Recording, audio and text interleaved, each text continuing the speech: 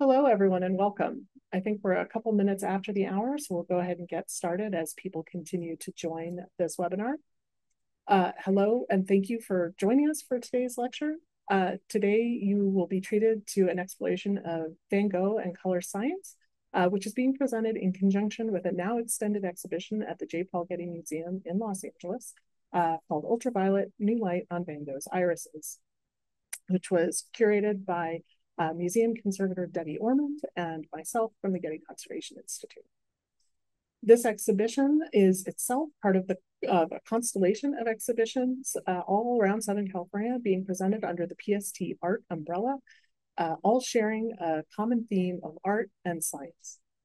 This particular exhibition, which explores our recent examination of Vincent van Gogh's irises, is on view at the Getty Center, now having been extended through March 9th. So see it while you can.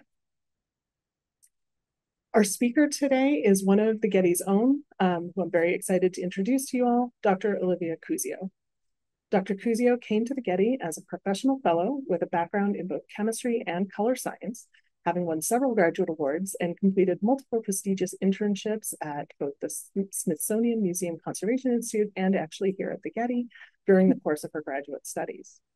Now a full-time member of staff within the Science Department of Conservation Institute, Olivia conducts technical studies on works of art, typically addressing questions of composition, artistic practice, and material degradation. As often as possible, her examinations into these questions use a lens of color analysis and typically leverage powerful chemical imaging techniques to examine works of art, all non-invasively. Olivia joined the Getty at sort of the perfect moment for this exhibition to help Debbie and I work on this exhibition and particularly as we wrestled with the question of how to both talk about and how to present to a museum-going public how the effects of time have altered the colors that we see in irises today. I can sincerely say that Debbie and I have learned an enormous amount about color, more than I thought I had left to learn from working with Olivia. And I know you all will too in today's talk. So without further ado, I will turn the floor over to Dr. Olivia Kuzio. Wow. I have the most generous colleagues in the whole world. Thank you, Catherine, for those really kind words and for kicking things off. And hello, everyone. Thank you for joining me here virtually, especially after we've rescheduled this program on you. So I'm really happy to be here with you all now, today, to unveil the violet as we take a look at Van Gogh's irises through the lens of color science. One of the jewels of the Getty Museum's collection is Vincent van Gogh's irises. The painting is so beloved by our visitors that it pretty much never comes off the gallery wall. This is wonderful for everyone who comes to enjoy this really vibrant and dynamic work of art, but it poses a challenge to conservators and scientists, like my colleagues and I, whose job it is to care for and study the collections, especially while we've had a particularly nagging question about this painting. To put that question in context, we first need to consider the literal context in which irises was created. On May 8th, 1889, Van Gogh checked himself into a psychiatric hospital in a small town in the south of France in an attempt to restore his failing mental health. The very next day, he began painting irises, which we know because in a letter to his brother Theo, dated May 9th, Vincent mentioned that he'd started painting subjects from the garden, specifically violet irises. And in fact, irises bears a direct trace of his working outdoors in that hospital garden. In the lower left corner of the painting, there's a pollen cone embedded in the paint. We think it likely ended up here because it fell from one of the umbrella pine trees that are abundant in the garden and blew into the paint while it was still wet. Together, both of these things point directly to the garden as the place where Van Gogh painted, as he wrote himself, violet irises. I don't think that you need a whole PhD in color science to see that the iris flowers in this painting, as they appear today, are not violet. This only became more apparent when we compared their hue with that of actual descendants of the irises Van Gogh painted, which still bloom in that same private hospital garden to this day. This is really fishy. Van Gogh was an artist who is well known to have been fascinated by color and light, and he was deeply interested in trying to capture the brilliance of the vivid hues around him. In fact, he was a dedicated student of the color science of his time, and he drew on his knowledge of it to enliven his paintings. The work of the French chemist Michel-Eugène Chevreul was central to his understanding of color theory. Chevreul is well known for developing the law of simultaneous color contrast, which describes how our perception of a color is affected by other colors nearby. In particular, he stated that juxtaposing complementary colors intensifies our perception of both. So, for example, the primary colors red, yellow, and blue are complemented by green, violet, and orange. Placing the complementary pairs next to each other should make them appear more vibrant.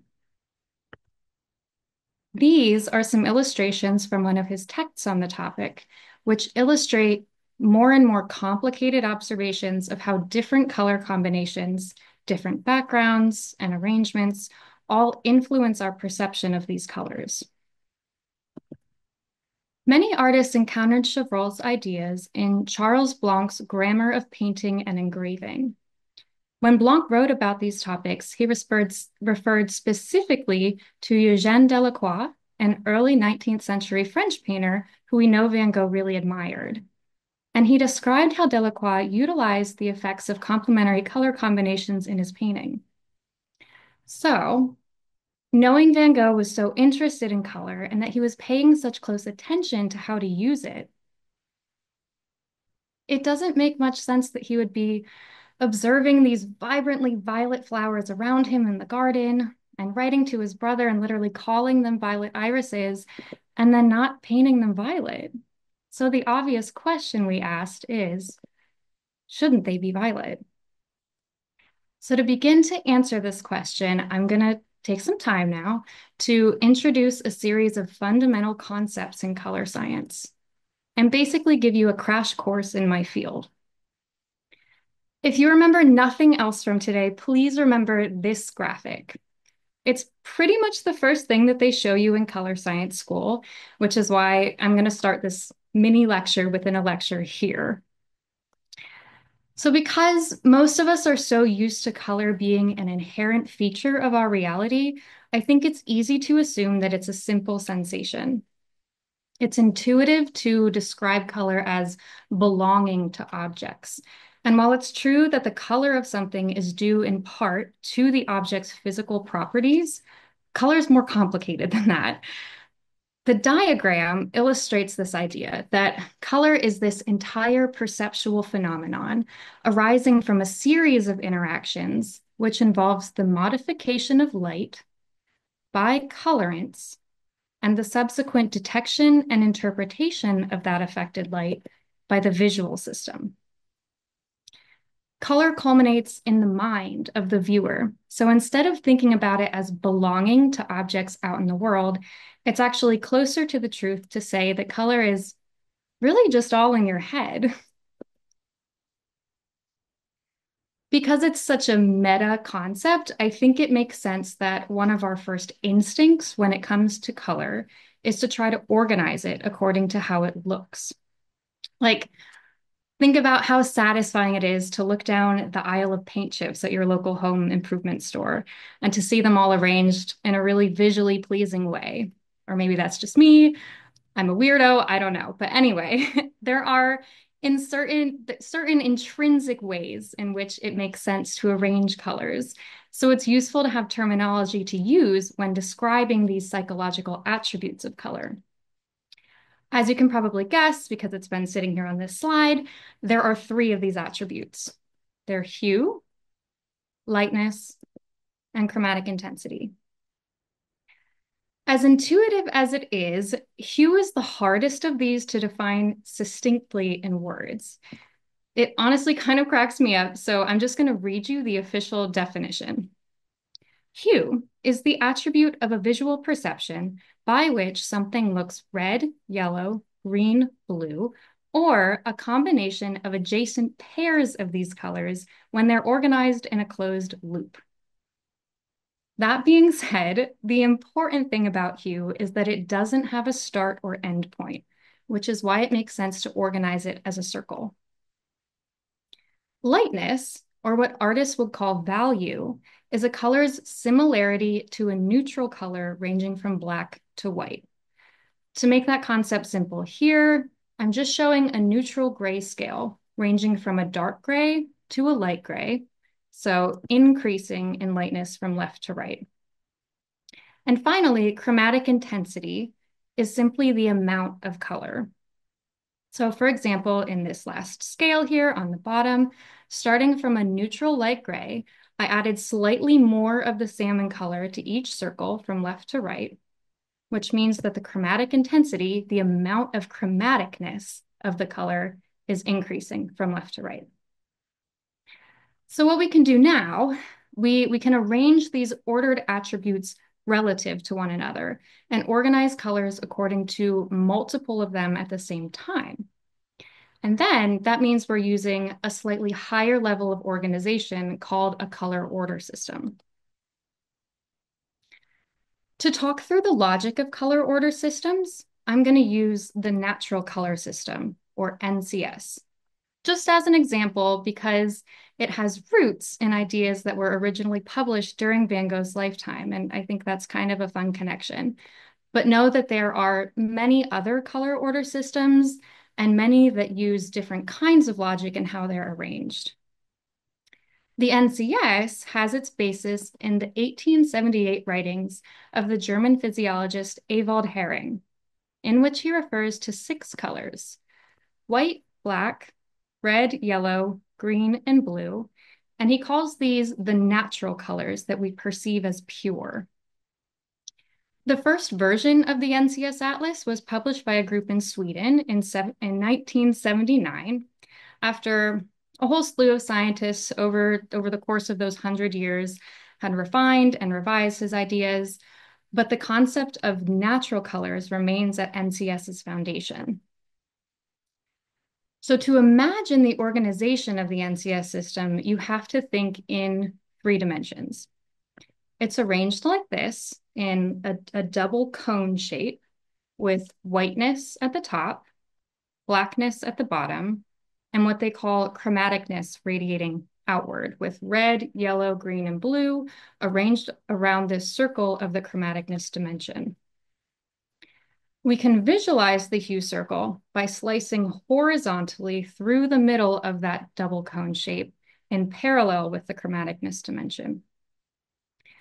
In NCS terms, a hue is defined in percentages of the natural colors that it falls between. So for example, this hue here, R20B, falls between full red, which is 100R, and full blue, 100B, in a proportion of 80% red to 20% blue.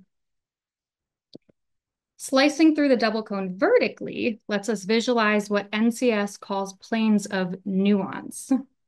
So here, I'm showing this in 2D, and the same plane is also shown here, oriented in the 3D drawing above. A color's position is defined within the plane by percentages of blackness and chromaticness. So within the plane of nuance for this R20B hue, I can select this color, which has a nuance of 1040, according to its position at 10% blackness and 40% chromaticness.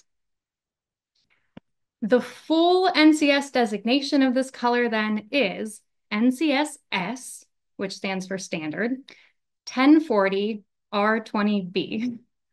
Such a mouthful.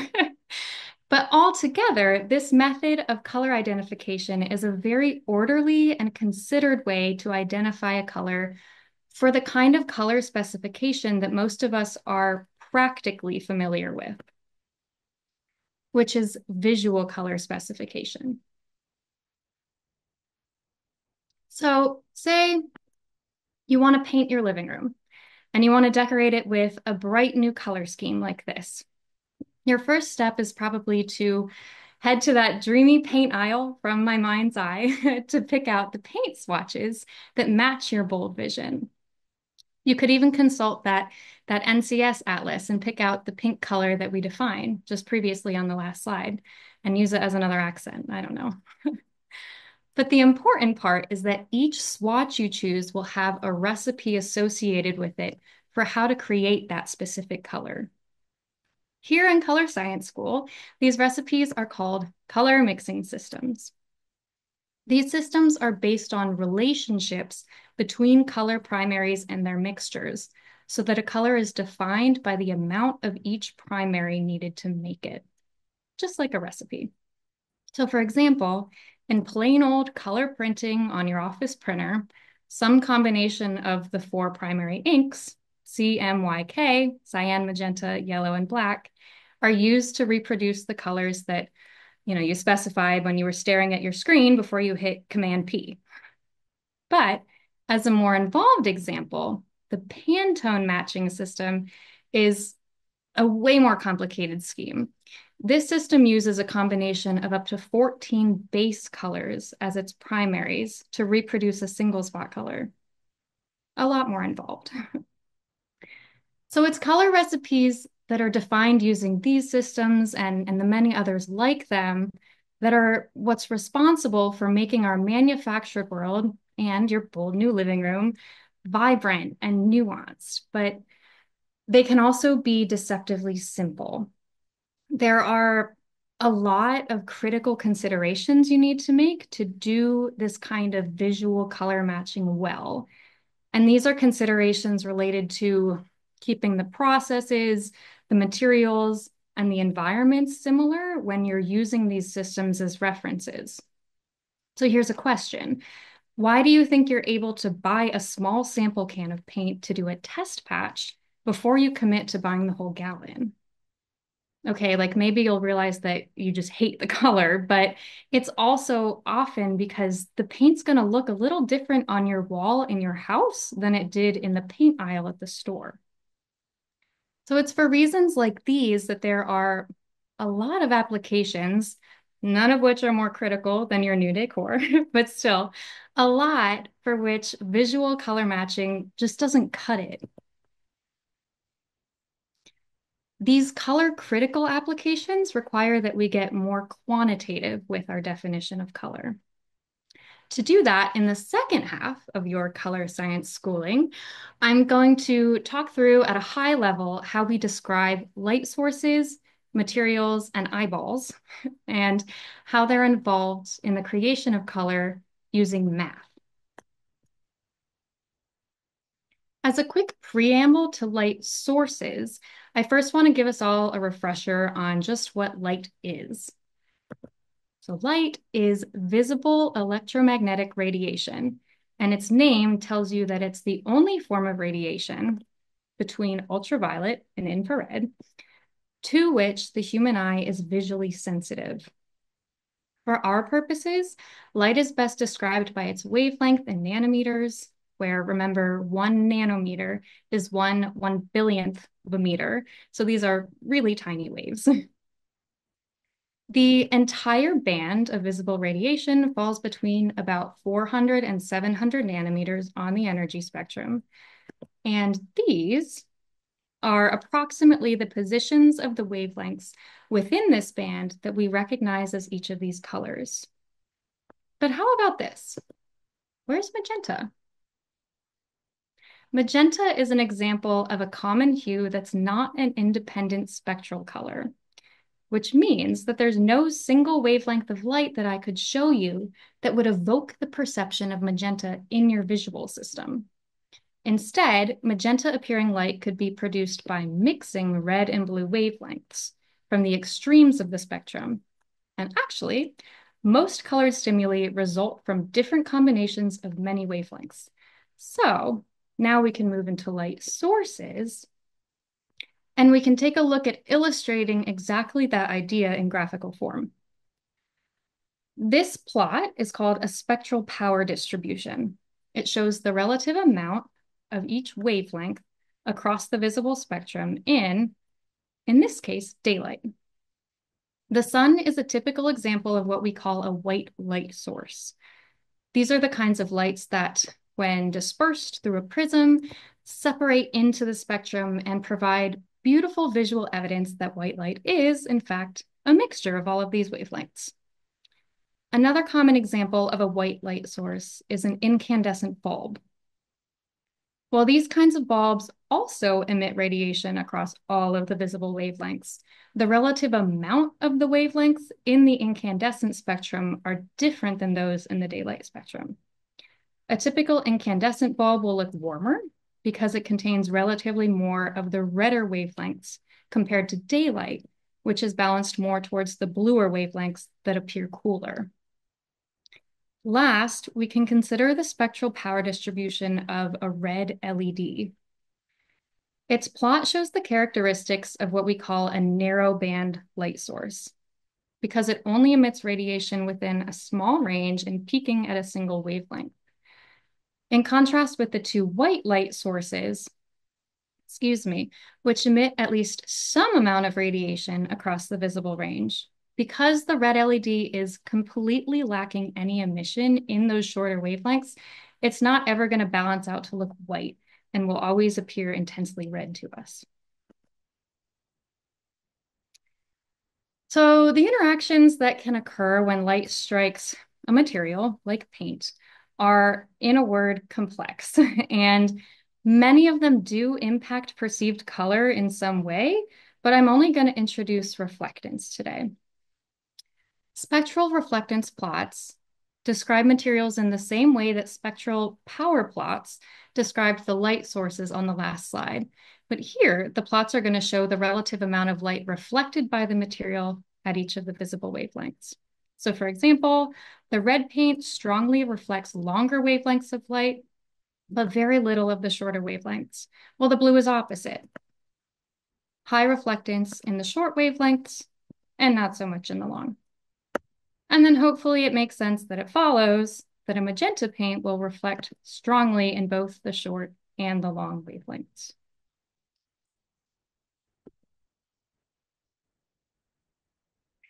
The final aspect to consider in the sensation of color is detection by the eye. There's a bunch of complicated interpretation stuff that happens after your eyes detect it, like further up in your visual system and in your brain. But that's all stuff that honestly is best left to vision and neuroscientists. I'm only going to go so far as the retina and introducing the trichromatic sensitivity of the color receptors in our eyes. So as humans, we have three types of these color receptors. They're called cone cells. And each of these responds a little bit differently to light. The letters L, M, and S designate where in the visible spectrum each cone type is most sensitive, so the long, middle, or short wavelength region. And I'm plotting their spectral sensitivities here to show, to show how their sensitivities are relative to each other. So a fun fact, the uneven spacing in their peak sensitivities, where you can see the L and M cones overlap a lot with each other, but only a little bit with the S cones, this is evolutionarily purposeful because it has higher level physiological implications on our ability to discriminate between colors for activities like, I don't know, picking a ripe red apple from a green foliage background. Pretty important when you're hunting for food. So the cones detect light in an integrating fashion, which means that when light, like the light from that incandescent bulb from before, which remember it had a spectral power distribution like this, when that light falls on the cones of each type sum up all of the visible wavelengths to which they're sensitive. This then reduces the spectrum of information into just three signals, one from each cone type. And this is the reason that normal human color vision is called trichromatic. Because the incandescent light has more power in the longer wavelengths, where the L cones are really sensitive and then slightly less the M cones, it's going to induce a larger signal from these cones than from the S cones, which I've tried to illustrate here with the relative size of these signals coming out of them. One last thing about eyeballs before we move on. When you are looking at two colored stimuli, a pair of colored lights or colored objects, they are going to match in color when they produce the same cone signals. This concept is called metamerism, and it is super important because it means that color matches can be calculated if you know the cone's sensitivities and the spectra of the stimuli. It's metamerism that forms the entire basis that allows us to match colors across materials that have very different spectral characteristics, such as color proofing photographs between display on a computer monitor and in hard print, or going back to your bold living room decor project, matching the color of your fabric upholstery to the color of your wall paint. At this point, we've gone through describing light sources, materials, and eyeballs using numbers.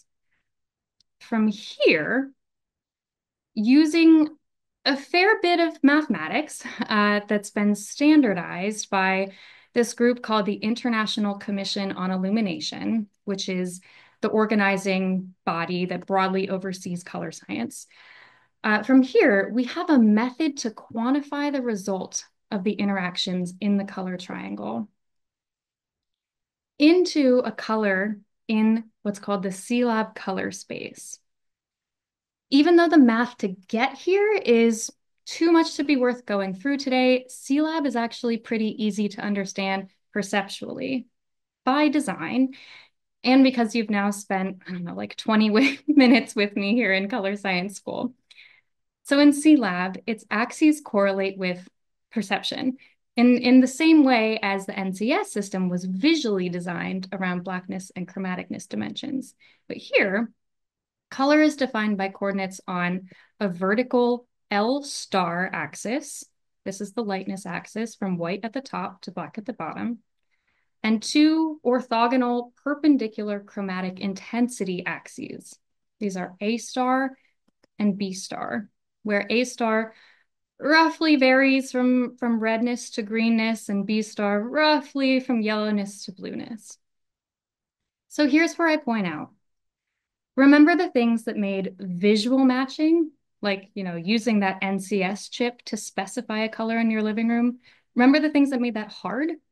So getting the paint from that paint chip, it might not look the same at the store and in your house, or the paint chip might come out a slightly different shade when you're translating it to a fabric versus a paint.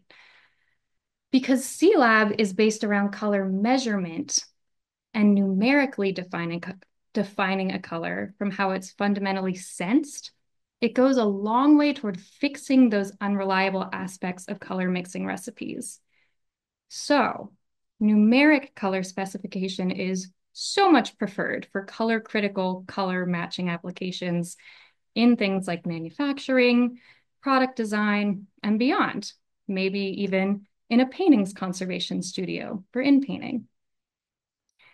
Whew, okay, with that, color science school is officially over.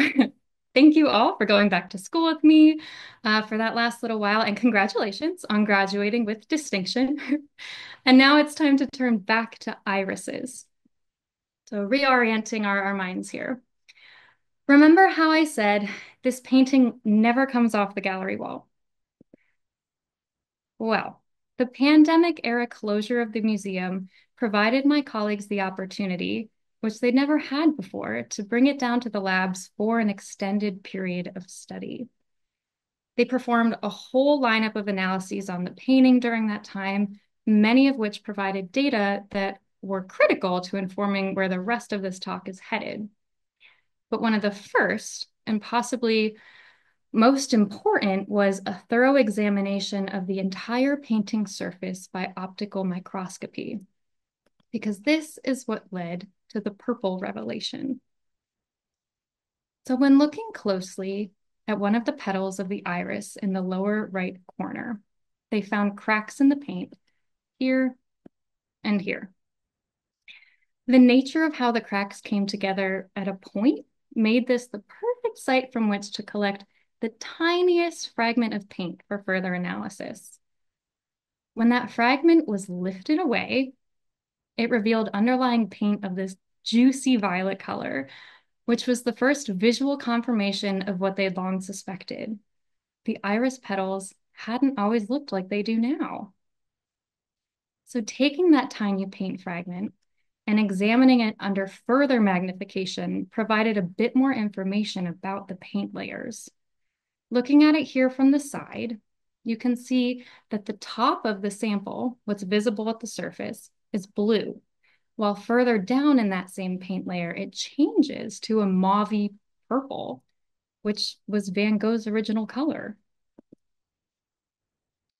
Zooming out now from the micro scale to a macro scale method for examining the entire painting, my colleagues use another kind of scientific analysis called macro X-ray fluorescence scanning, or macro XRF for short, which shows us which pigments Van Gogh used and where he applied them. It detects the chemical elements associated with certain pigments and then creates maps that reveal the location of those elements across the painting. For example, this map shows us where yellow and green pigments made with chromium were used, while this one shows the location of copper, which is found in another green pigment, emerald green. I like these two maps in particular because they show how Van Gogh was making intentional choices to use different pigments in the different green areas of the composition to achieve different effects of hue and tone. The cobalt map shows where Van Gogh used the pigment cobalt blue.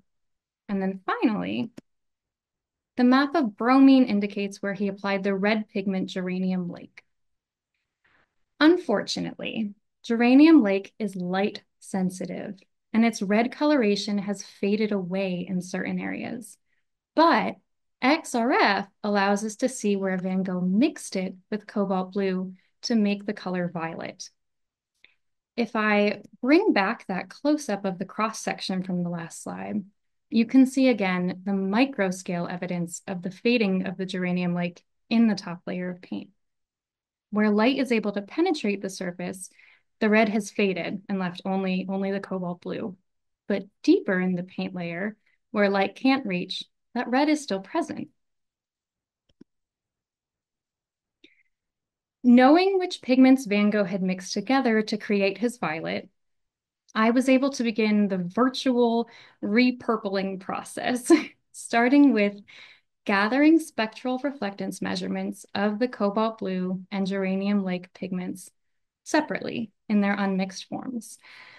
And I want to caveat here for anyone who's watching with a very critical eye that for the purposes of this plot illustration, know that these are measurements of red and blue with a little white mixed into each, because otherwise the actual reflectance curves of the pure cobalt blue and geranium lake, they're so optically dense that they reflect very little light, and it's just hard to see the features of their curves, which I wanted us to be able to make out here. So anyway, that's an aside. From these measurements of the blue and the red pigments, I used a kind of mathematical modeling to calculate what the reflectance curves of a series of mixtures with different ratios of the blue component to the red component would reasonably be.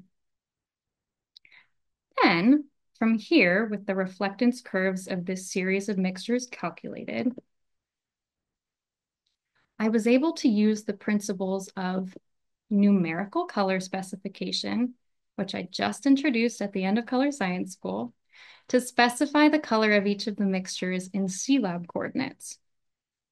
So at this point, I'd established the process that would let us relate the relative amount of the red geranium lake in a mixture to the perceived color of that mixture in terms of LAB values.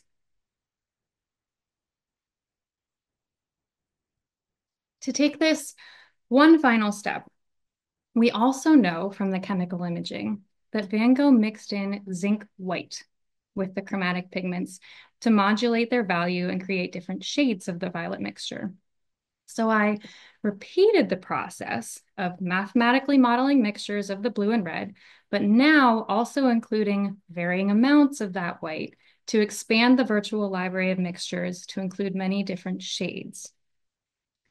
To point out a few things here, note that because of the way the mathematical model works, the palette doesn't vary from 0% of a pigment to a full 100% of that pigment along any of the axes. So know that the bottom corners here do not visually represent the colors of the pure cobalt and the pure geranium lake, which is fine for our purposes because we were most interested in visualizing and using the colors of the pigments in admixture.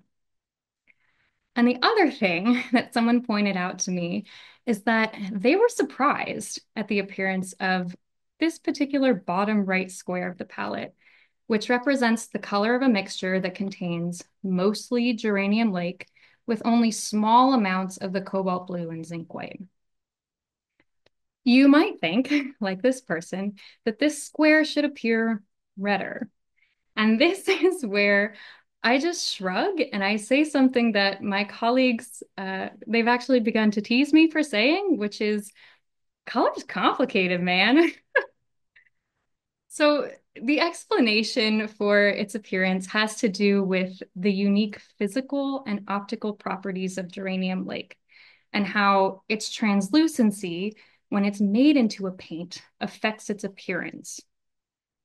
On the other hand, the practical advice that comes out of this observation is that color, as we've seen throughout today, is far from simple and it might defy your expectations. So it's best to do the work, to do the real tests, make the mock-ups, use the mathematical models, make your paintouts, and visualize for yourself how color behaves in real systems.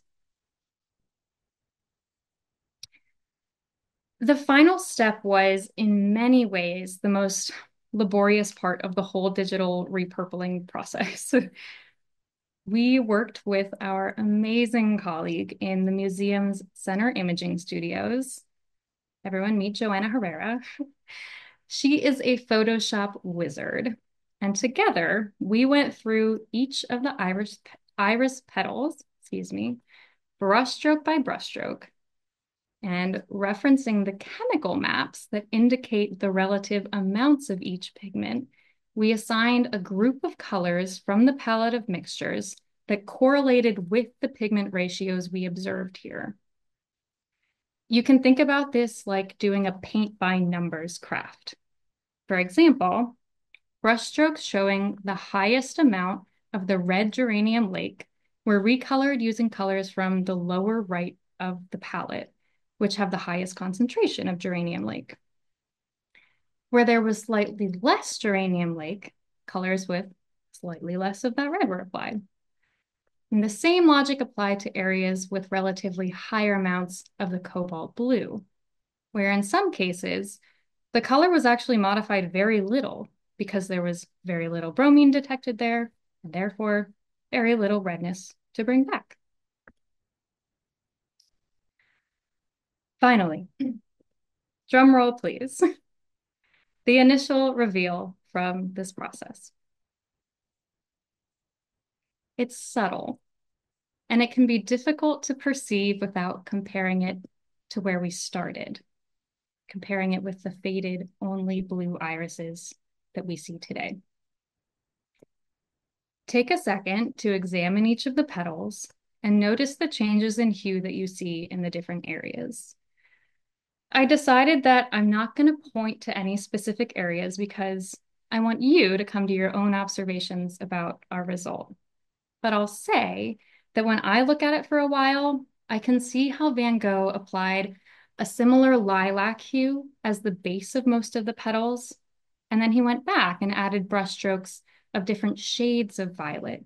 Some are darker and some are lighter. And he put those on top of that lilac base, depending on how I think he was trying to evoke shadow and shape.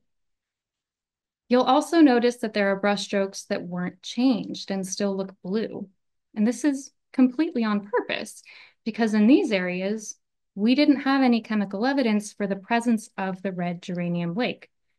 If it was never present in those brushstrokes to begin with, it never faded from them, so they were likely always strongly blue. On the whole, the re-purpled result that we arrived at might be more subtle than you thought it would be. But in my opinion, these subtle changes do make a real meaningful visual difference when we compare how their effects add up across, the entire composition. While you examine it for yourselves, I encourage you to think back to one thing in particular from the very first part of my talk, which was the discussion about the color theory of Van Gogh's day. So you might remember this crazy-haired French guy, Michel Eugène Chevreul. He was the one who described the law of simultaneous contrast and how complementary colors enhance each other. I think it's clearer than ever, looking at the violet version, that Van Gogh was using these ideas boldly, particularly in the passage of the violet irises that are juxtaposed with the yellow flowers in the background. These colors really pop next to each other now. And we've even had visitors to the exhibition tell us that these effects make them feel like the composition is more three-dimensional, like the flowers are reaching towards them and they're sitting on the ground among them in the hospital garden.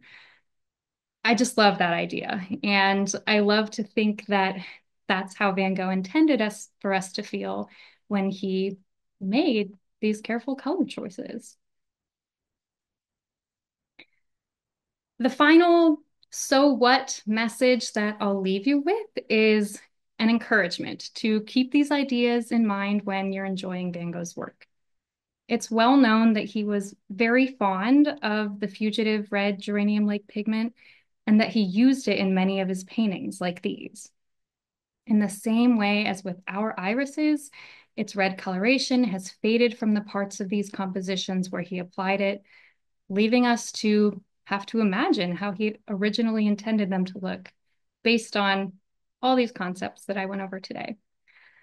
So I invite you to move forward observing his work with the critical eye of a color scientist, as I know you all now can do after hanging with me for this lecture. And I also encourage you to maybe leave here curious and to look a little more closely at all the ways in which color makes your own world a vibrant one. With that, I will wrap up with a few acknowledgements. First, Joanna Herrera, our incredibly patient and thorough Photoshop goddess irises quite literally wouldn't exist. Thank you.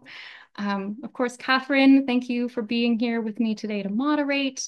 And just a big congratulations and thank you to both you and Debbie for curating this wonderful exhibition and for trusting me to join the project team that did the work behind it. This lecture wouldn't have happened without Jeannie Rossi and her incredibly efficient organizational skills. I thank her for so nimbly handling the logistics of this event. And Karen, Monica, Sarah, and Douglas, my colleagues in the Technical Studies Research Group and Paintings Conservation, they kindly provided listening ears, thoughtful feedback, and really excellent advice for how to present this work as effectively as I could.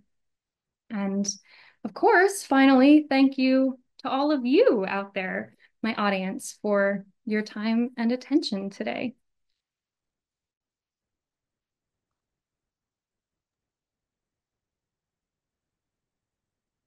Lovely. Thank you so much for that, Olivia. I hope you can hear all the virtual clapping that I'm sure is happening.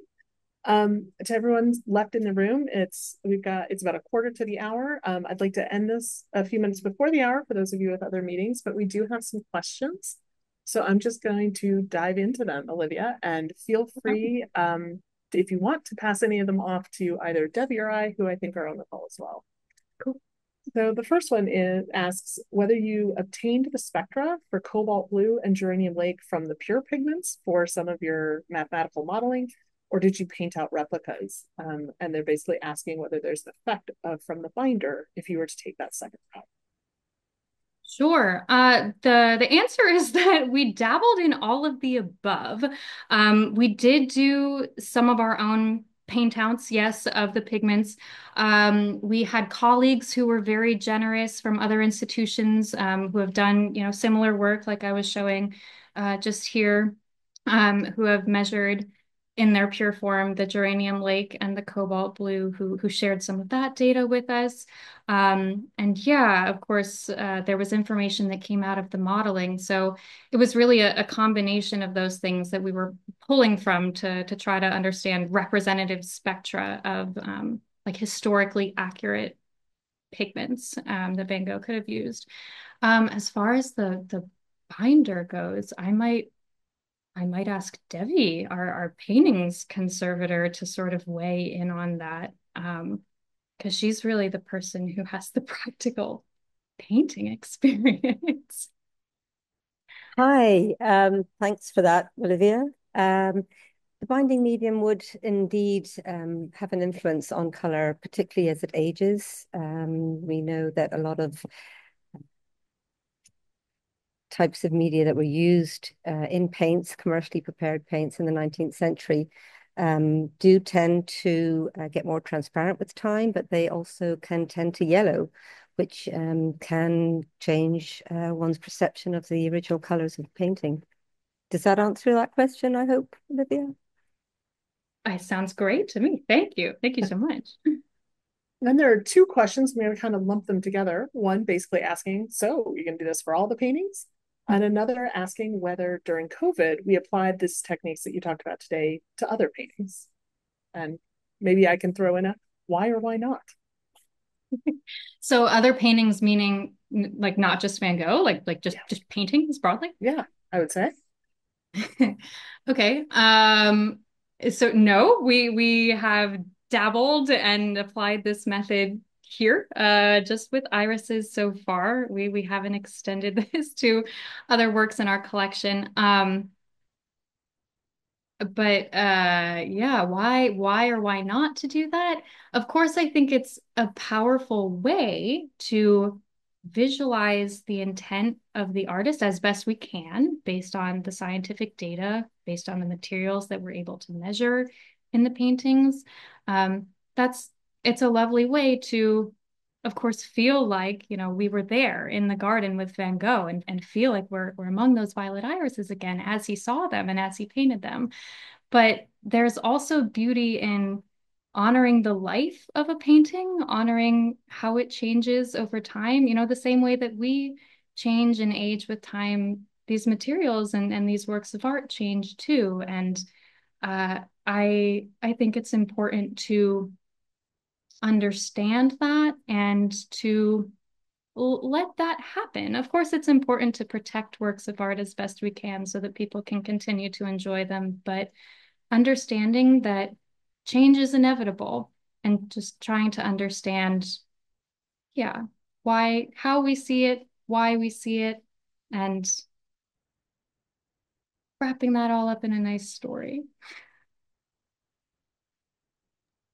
Great. Thank you very much for that. Mm. Another question is asking if you can describe the digital reconstruction in more detail, specifically the tools that we use to make it and the approach. I am assuming this is of the actual, oh no, it's digital reconstruction. So just Photoshop? I think just Photoshop is the answer Yeah. to that question. Yeah. We had color image files, very, very high resolution in the digital form that Joanna was working with at like mega zoomed in and pretty much going through like pixel by pixel on the petals of these irises, working with us to recolor them in the method that I talked about, referencing the ratios of pigments that we saw in the XRF maps, the chemical maps, and then looking at the palettes to see which ratio mixture is matched with those.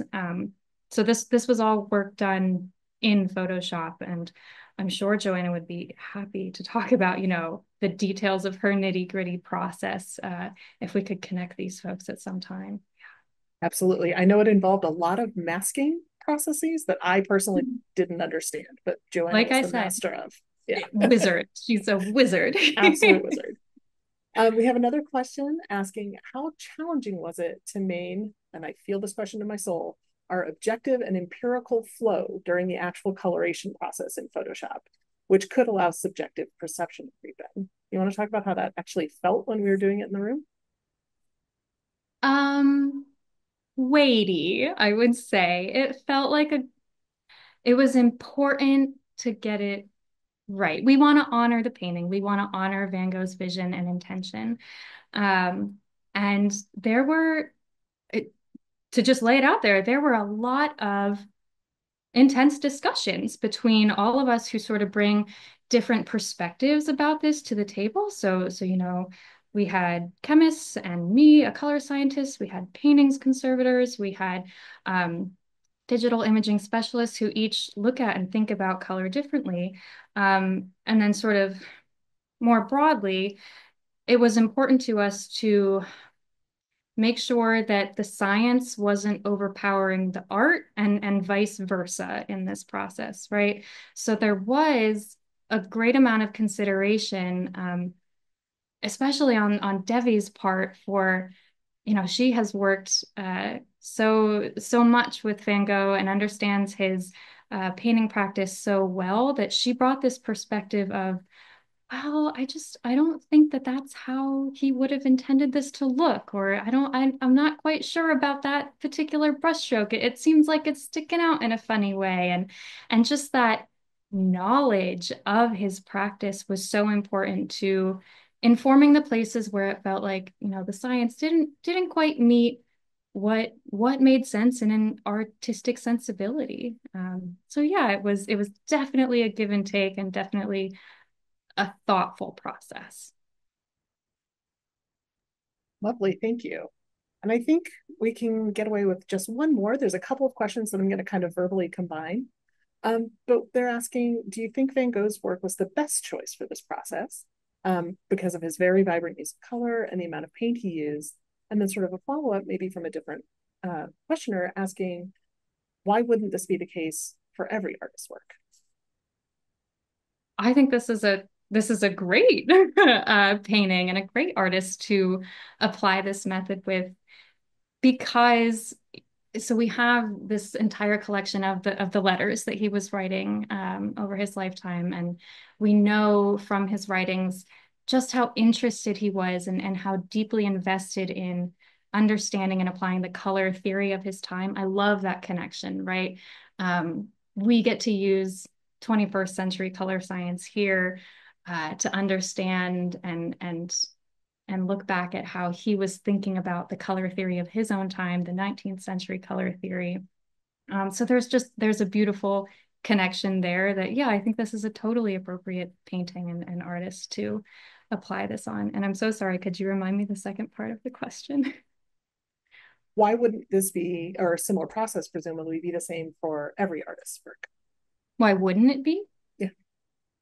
Different artists are using different materials. They're mixing paints in different ways. As paints have changed over time, gone from being basically things that were foraged out in nature and like dirt to commercially available things that are industrial produced. Their characteristics are different.